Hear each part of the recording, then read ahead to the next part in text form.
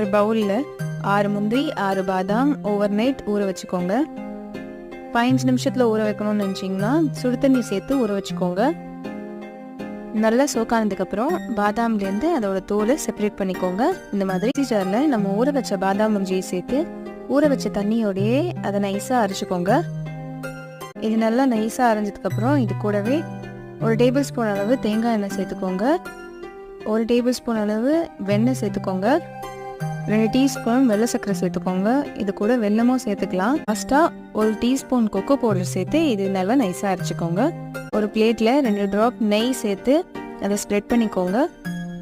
அரைச்சி வச்ச சாக்லேட் மிக்ஸை இதில் சேர்த்து தட்டு ஃபுல்லாக நிரம்புற மாதிரி இதை ஸ்ப்ரெட் பண்ணிக்கோங்க. நமக்கு பிடிச்ச மாதிரியான ட்ரை ஃப்ரூட்ஸ் இதில் சேர்த்துக்கலாம். அரேஞ்ச் பண்ணதுக்கப்புறம் இதை ஒரு நாள் ஃபுல்லாக ஃப்ரீஸ் பண்ணி இது நல்லா ஹார்ட் ஆனதுக்கப்புறம் கத்தி வச்சு கீறி எடுத்துக்கோங்க. Homemade fruit and nut chocolate ready.